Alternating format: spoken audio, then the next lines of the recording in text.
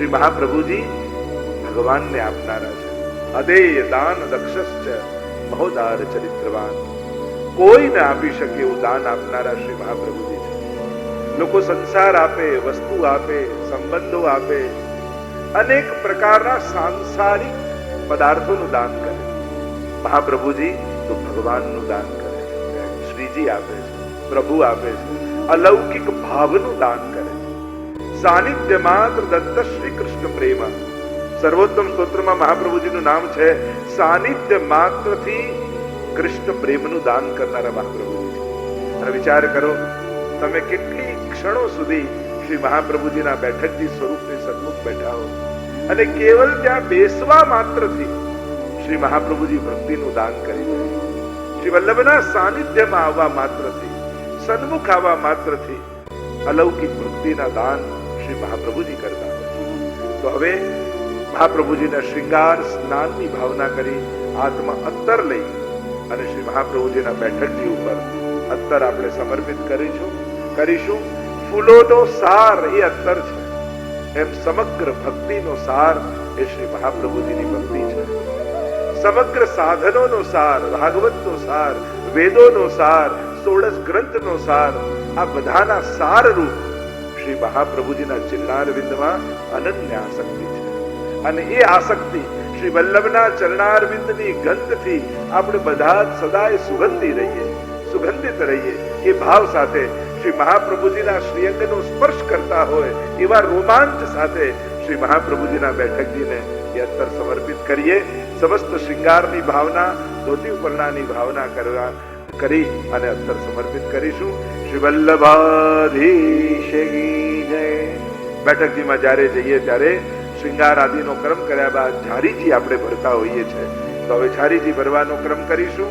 આપની પાસે જલ છે લોટીજીમાં, અને એક હાથમાં ઝારીજી લઈ યમનાષ્ટકના પ્રથમ શ્લોકનો પાઠ કરતા કરતા આપણે મહાપ્રભુજીની ઝારીજી ભરીશું. લાલ વસ્ત્ર આપ્યું છે, ઘરે પણ સેવામાં તમે લાલ વસ્ત્ર રૂપી નેવરો શ્રી યમુનાજી ઉપર લપેટી. મેં પહેલા જ કહ્યું, આ સાડીનો વસ્ત્રનો ભાવ છે.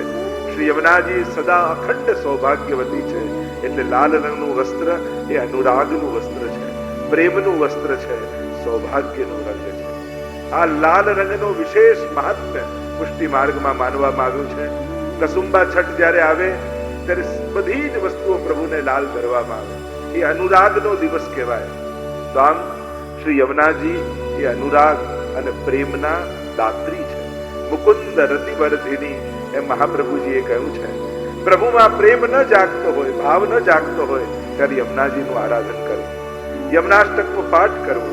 એ પાઠ કરવા માત્રથી યમુનાજી પરમ અનુરાગ અને સ્નેહનું દાન કરે છે. તો નેવરો લપેટી ડાબી બાજુ મહાપ્રભુજીના ઝારીજી પધરાવીશું. ત્યારબાદ બંટાજી ભરીશું આપણે ભોગ ધરવાના ભાવથી. તમે મનમાં એવો જ ભાવ ધારણ કરજો, જે બેઠકજીની સન્મુખ તમે છો એ સ્થાન ઉપર ત્યાંના બિરાજતા મહાપ્રભુજીના આ ઝારીચર સ્પર્શ તમે કરી રહ્યા છો. હવે બંટાજી ભરીશું, ભોગ ધરીશું. બંટાજીમાં મિશ્રી પધરાવી અને મહાપ્રભુજીની સન્મુખ પધરાવજો. ભોગ ધરવાનો પણ વિશેષ પ્રકારનો આપણે ત્યાં ક્રમ છે. ભોગ ધરવાના ક્રમમાં તમે જુઓ તો 3 શબ્દો આવે: સામગ્રી, ભોગ અને પ્રસાદ. આ 3 શબ્દો વપરાતા હોય. ઠાકોરજીને ધર્યું ન હોય ત્યાં સુધી એને સામગ્રી કહેવાય. પ્રભુ આરોગી લીધા હોય, સરાવીએ ત્યારે એને પ્રસાદ કહેવાય. અને પ્રભુ જે ક્ષણે આરોગતા હોય એને ભોગ કહીએ. તમે 56 ભોગ ધર્યો હોય, તેરો આવ્યો હોય અને પૂછો કે હમણાં ભોગ આવી રહ્યો છે. તમે રાજભોગ ધર્યો હોય, ઠાકોરજી આરોગતા હોય ત્યારે નથી કહેતા રાજભોગ કે પ્રસાદ કે સામગ્રી, તો હમણાં ભોગ આરોગી રહ્યા. આરોગતા હોય એ સમયે ભોગ કહેવાય, આરોગી લે પછી પ્રસાદ કહેવાય, અને ધર્યું ન હોય ત્યાં સુધી સામગ્રી કહેવાય. તો સામગ્રી ઠાકોરજીની સન્મુખ, મહાપ્રભુની સન્મુખ ધરીશું. ધર્યા પછી જ્યારે કાની આપીએ ત્યારે ઠાકોરજી આરોગે છે, ત્યારે એ ભોગ સમર્પિત થાય છે. તો ગોપીનાથજી, ગુસાઈજી, સાતેલાલજી, 84,252 વૈષ્ણવો, તબલાજી, અષ્ટસખા, ગુરુદેવની કાનીથી હે શ્રી મહાપ્રભુજી અમારી કણિકા સામગ્રી આ પ્રેમ પૂર્વક આરોગજો એવી આપણે કાની આડી આપીએ, મહાપ્રભુજીને વિનંતી કરીએ. અને મહાપ્રભુજી આરોગે ત્યાં સુધી આપણે સર્વોત્તમજીના 108 નામ દ્વારા શ્રી વલ્લભની વંદના કરીશું. વંદો શ્રી વિઠ્ઠલ વર સુંદર નવ ઘનશ્યામ તમાર. વંદન એ પણ બહુ મોટી ભક્તિ છે. બીજું કાંઈ બહુ નથી કરી શકતા ઠાકોરજીની સેવામાં. એક નિયમ અહીંયા બેસેલો દરેક વ્યક્તિ બનાવે, રોજ ઠાકોરજીને વંદન જરૂર કરે. નવદા ભક્તિમાં વંદન પણ ભક્તિ છે. નવદા ભક્તિમાં અને વંદન અને પ્રણામ કરવા માત્રથી સર્વ પાપ પ્રણાશનમ, જીવના સમસ્ત પાપો નાશ થાય છે, એમ શાસ્ત્રોએ કહ્યું છે. આ બેઠકજી પણ જ્યારે તમારી ઘરે વિરાજે તો રોજ બેઠકજીને વંદન કરી, વલ્લભને વંદન કરી અને પછી સેવા કરવાની શરૂઆત કરો. મહાપ્રભુજીને કરેલું વંદન એ આપણી અંદર સેવા કરવાનો અધિકાર સંપાદન કરે. જે દેહથી વંદન થાય ને વલ્લભને, એ જ દેહ ભગવત સેવા કરવાનો અધિકારી છે. એ જ દેહને અલૌકિકતા પ્રાપ્ત થાય છે, શ્રી વલ્લભની કૃપા દ્રષ્ટિ પ્રાપ્ત થાય છે. તો આ એક ક્રમ એટલે જ આપણે ત્યાં જગાવતા પહેલા મહાપ્રભુજીના સ્મરણના પદો, ગુસાઈજીનું સ્મરણ, યમુનાજીનું સ્મરણ કરાય છે. કારણ કે સ્મરણ કરવા માત્રથી આ અલૌકિક દેહની પ્રાપ્તિ થાય અને ત્યારે અલૌકિક દેહથી અલૌકિક એવા પ્રભુની સેવા કરી શકાય. ભાવ 108 નામ અહીંયા ઉચ્ચારણ થશે. તમે હાથમાં અક્ષત લઈ અને બે અક્ષત જમણા હાથથી લઈ મહાપ્રભુના ચરણારીમાં પધરાવતા વંદન કરતા જજો. અને શ્રી વલ્લભ શરણમ મમ, આ મંત્ર શ્રી હરિરાય મહાપ્રભુજી આપણને આપ્યું છે. વલ્લભ શરણાષ્ટકમ છે, વલ્લભ ભાવાષ્ટકમ છે, એવા અનેક ગ્રંથો હરિરાય વાન મુક્તાવલી આદિમાં પણ શ્રી હરિરાય મહાપ્રભુજીએ વર્ણિત કર્યા છે. અને આ મંત્રનો જાપ કરતા કરતા આપણે 108 નામ દ્વારા વંદન કરીશું. આઈએ પ્રારંભ કરતા 3 વાર શ્રી વલ્લભ શરણમ મમનું ઉચ્ચારણ કરીને બધા જ અક્ષર શ્રી વલ્લભના ચરણારીમાં સમર્પિત કરીશું. સમર્પિત કરી દઈએ. 108 આ દિવ્ય અને અલૌકિક નામો જે મહામંત્રો છે પ્રત્યેક વૈષ્ણવ માટે, શ્રી ગુસાઈજી પ્રભુ ચરણે કૃપા કરી સર્વોત્તમના સ્તોત્રના માધ્યમ થકી આપણને મહાપ્રભુજીના અલૌકિક 108 નામનો પરિચય કરાવ્યો અને એના દ્વારા આપણે વંદના કરી રહ્યા છીએ. મહાપુરુષોની વાણી ક્યારે પણ મિથ્યા જતી નથી. એમના મુખમાંથી નીકળેલા શબ્દો એ નિશ્ચિત હૃદયમાં ફલરૂપ થાય છે. આ 108 નામ એ ફલાત્મક છે. કૃષ્ણાધરામૃતા સ્વાદ સિદ્ધિ દત્ર ન સંશય. પરમ રાસનું ફલ એ આ સર્વોત્તમજીના 108 નામ દ્વારા ફલની પ્રાપ્તિ કરાવે છે. જે રાસનું ફલ છે એ જ આનું ફળ છે. તો આ અલૌકિક આરાધન આપણે કરી રહ્યા છીએ. 7 દિવસ સુધી આરાધન થશે. આપણા સર્વના સૌભાગ્યની આ ક્ષણો છે કે જ્યારે મહાપ્રભુજીનું સાથે મળીને આરાધન કરી રહ્યા છીએ. આવો આરાધનના વિરામ તરફ મહાપ્રભુજીની આરતી કરીશું. તો બધા જ આરતી પ્રગટાવી લેજો. આસપાસ ધ્યાન રાખજો, આગળ પાછળ થોડું સાચવજો અને ખૂબ પ્રેમપૂર્વક શ્રી મહાપ્રભુજીની આરતી આપણે ઉતારીશું. 84 બેઠક ચરિત્રના આ દિવ્ય યશોગાથા આપણે બધા જ મળીને શ્રવણ કરીશું. રૂપ નામ વિભેદેન જગત ક્રીડતી યો યતઃ સચ્ચિદાનંદ રૂપાય વિશ્વોત્પત્યાદિ હેતવે તાપત્રય વિનાશાય શ્રી કૃષ્ણાય વયમ નમઃ. નિસ્સાધન જનોદ્ધાર કરણ પ્રકટીકૃતઃ ગોકુલે સસ્વરૂપ શ્રી વલ્લભ શરણમ મમ. યોन्तઃ પ્રવિશ્ય મમ વાચમીમાં પ્રસુપ્તાં સંજીવયત્યખિલ શક્તિધર સ્વધામ્ના અન્યાંશ્ચ હસ્તચરણશ્રવણત્વગાદીન પ્રાણાન નમો ભગવતે પુરુષાય તુભ્યં. 84 બેઠક કથાના પ્રધાન મનોરથી એવા જગદીશભાઈ પટેલનો સમગ્ર પરિવાર, આજના સર્વે મનોરથી એવં આ દિવ્ય અલૌકિક કથા સુધાનું રસપાન કરવા આવેલા સર્વભાગ્યવાન ભગવતીજનો, 84 બેઠકના દિવ્ય ચરિત્રોનું આપણે રસગાન કરી રહ્યા છીએ. સાથે સાથે પરિક્રમાનો આનંદ અને કથા પારાયણનું, કથા અમૃતનું પાન આ બંને એક સાથે થઈ રહ્યું છે. મહાપ્રભુજીએ ભરેલું એક એક ડગલું એ કેવલ ને કેવલ જીવના ઉદ્ધાર માટે છે. દૈવોદ્ધાર પ્રયત્નાત્મા, સતત દૈવી જીવોના ઉદ્ધાર માટે પ્રયત્નશીલ મહાપ્રભુજી રહ્યા છે. ત્રણ ઉદ્દેશ્ય શ્રી મહાપ્રભુજીના ભૂતલ પર આવવાના માનવામાં આવ્યા. ભાગવતના ગૂઢ અર્થોને પ્રગટ કરવા. પહેલો ઉદ્દેશ્ય માન્યો શ્રીમદ ભાગવતના જે ગૂઢ અર્થો છે. સ્વયં મહાપ્રભુજી એ પ્રતિજ્ઞા સુબોધનીજીના પ્રારંભમાં કરી રહ્યા છે કે પ્રભુએ મને એના માટે જ મોકલ્યો છે. ભાગવત એ ભગવત રૂપ છે. એને કોણ સમજાવી શકે? અનેક અનેક અર્થો પ્રગટ થાય ભાગવત ઉપર. કોઈ ગમે તેટલું વિદ્વાન હોય અને સુંદર સુંદર અર્થો કરી શકે, પણ એ અર્થો પણ અંતમાં તો એના બુદ્ધિની તીવ્રતાનું પ્રદર્શન જ છે. મૂળ વાત વ્યાસજી અને શુકદેવજી જે કહેવા માંગે છે, કલ્યાણ તો એ જ અર્થોથી છે. મહાપ્રભુજી એટલે જ કહે કે હું કોઈ જુદા અર્થોને પ્રગટ કરવા નથી આવ્યો, પણ જે ઉદ્દેશ્ય સાથે વ્યાસજી અને શુકદેવજીએ આ ભાગવતજીને ગાયું ને પ્રગટ કર્યું, અને વ્યાસજીને જે અભિપ્રેત છે એ અર્થોને મેં પ્રગટ કર્યા છે. શુકદેવજી જે ભાવ સાથે કથાને ગાય છે એ અર્થોને હું પ્રગટ કરવા ઈચ્છું છું. અને એટલા માટે મહાપ્રભુજીનું ભૂતલ પર પધારવાનું પ્રથમ ઉદ્દેશ્ય શ્રી ભાગવત ગૂઢાર્થ પ્રકાશન પરાયણ, ભાગવતના ગૂઢ અર્થોને પ્રકાશિત કરવા. પ્રભુ સ્વયં વિચાર કરે છે કે મારા મહાત્મને કોણ ગાશે? વાણ્યા યદા તદા સ્વાસ્યમ પ્રાદુર્ભૂતમ ચકારહી. સર્વોત્તમજીના પ્રારંભના શ્લોકોમાં જ કહ્યું, જ્યારે પ્રભુના મહાત્મને કોઈ ગાઈ ન શક્યું, એવું કોઈ સામર્થ્યવાન દેખાયું નહીં, ત્યારે પ્રભુને એમ થયું કે મારા આ દિવ્ય અને અલૌકિક મહાત્મને પ્રગટ કરવા માટે મારે પોતે જ અવતાર લેવો પડશે.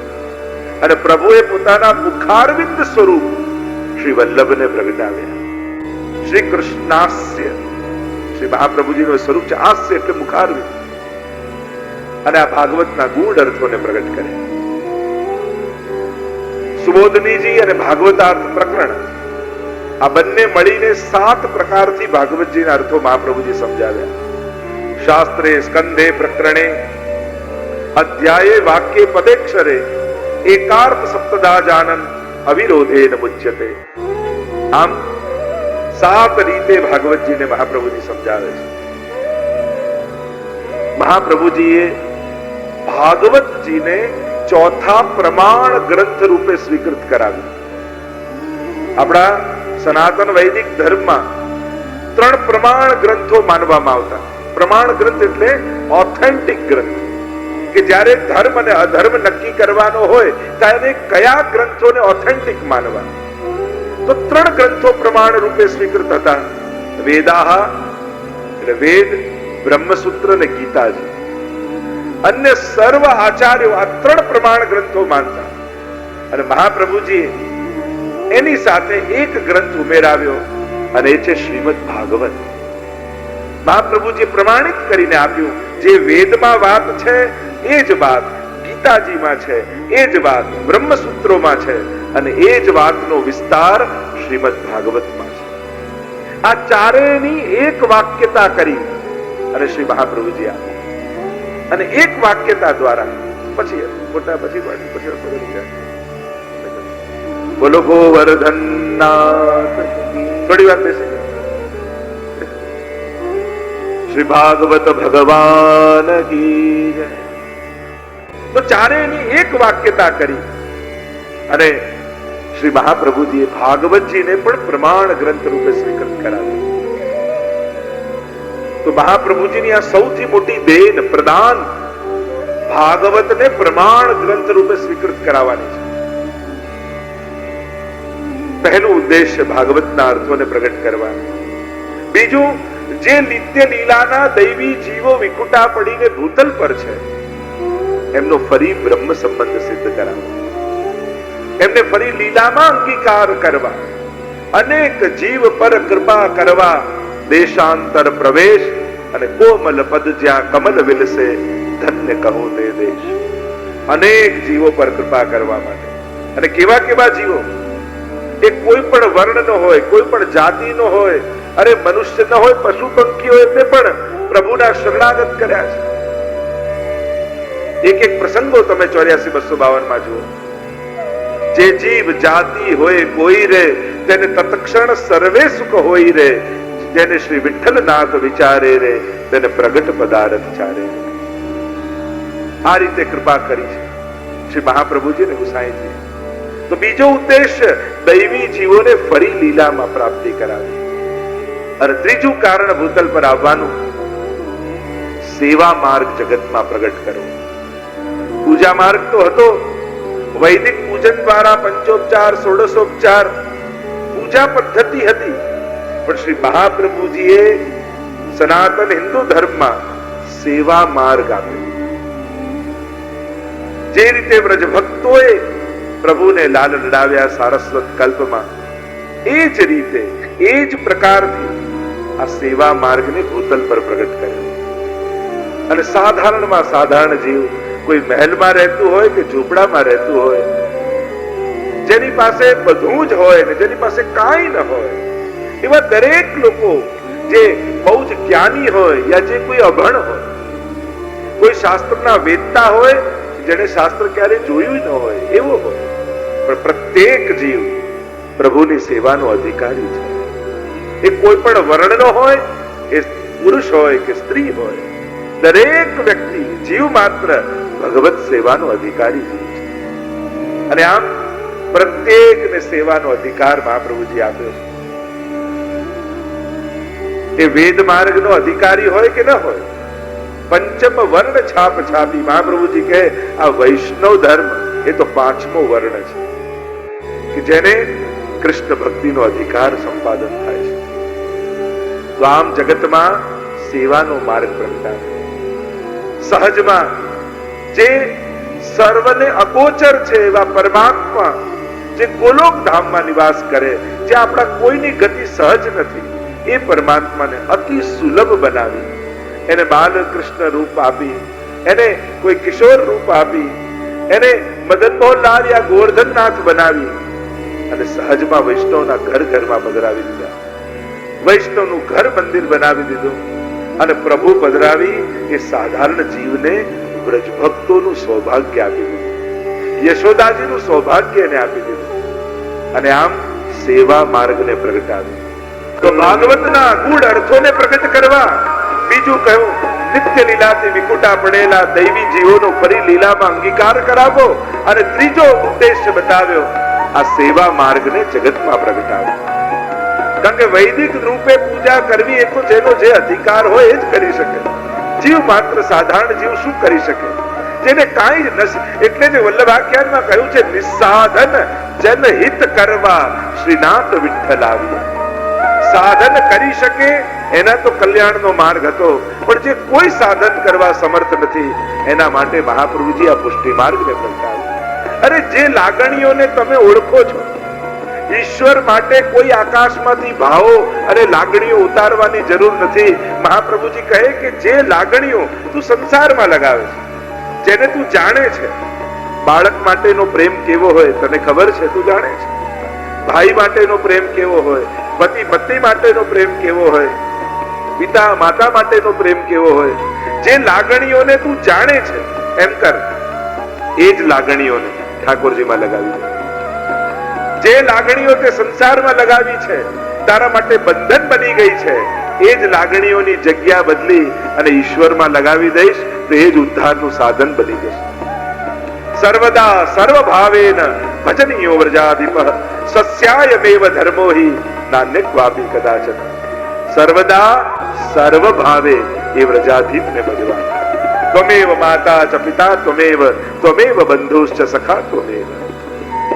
ઈશ્વર પ્રત્યેની લાગણીઓ કેવી હોય કદાચ તું ન જાણતો હોય, પણ સંસારની લાગણીઓને પણ ઈશ્વરમાં લગાવીશ તો કૃષ્ણ સંસાર મોચક. પ્રભુ તારા સંસાર આસક્તિઓને સમાપ્ત કરી તને કલ્યાણના માર્ગે પ્રશસ્ત કરી દેશે. તો આમ આ 3 ઉદ્દેશ્યો સાથે શ્રી મહાપ્રભુજી ભૂતલ પર પધાર્યા છે. 11 વર્ષની અલ્પાયુથી મહાપ્રભુજીએ ઘર છોડી અને આ દૈવી જીવોના ઉદ્ધાર માટે પૃથ્વી પ્રદક્ષિણા શરૂ કરી. અને જ્યાં જ્યાં બિરાજી ભાગવતજીના પારાયણ કર્યા એ સ્થાનો બેઠકજી રૂપે અને આ 84 બેઠકજીઓ એ 84 લાખ યોનિઓમાંથી મુક્ત કરાવનારી છે. 84 પ્રકારની ભક્તિ શાસ્ત્રોમાં બતાવી છે. આ એક એક બેઠકજી એક એક ભક્તિનું સ્વરૂપ છે. બ્રહ્મ સંબંધ મંત્રના અક્ષરો 84 છે અને એ મંત્રમાં જે એક એક અક્ષર તમે બોલો છો એ ફલ શ્રી મહાપ્રભુજીના એક એક બેઠકજીમાં દંડવત કરવા માત્રથી એ ફલાત્મક સિદ્ધ થાય છે. જે મહાપ્રભુજીના બેઠકજીનું આપણે અવગાહન કરી રહ્યા છીએ, આવો જે 84 બેઠકના દોડ દ્વારા એક એક બેઠકજીને દંડવત પહોંચાડીએ છીએ, એ બેઠકજીને દંડવત પહોંચાડી કાલે આપણે 36 બેઠકજી સુધી વંદન કર્યા હતા. આજે બીજા 12 ઉમેરી અને આપણે 48 સુધી શ્રી महाप्रभु जी ना बैठक जी ना दंडवत करीशु. आइए श्री महाप्रभु जी के बैठक जी में वंदन करें.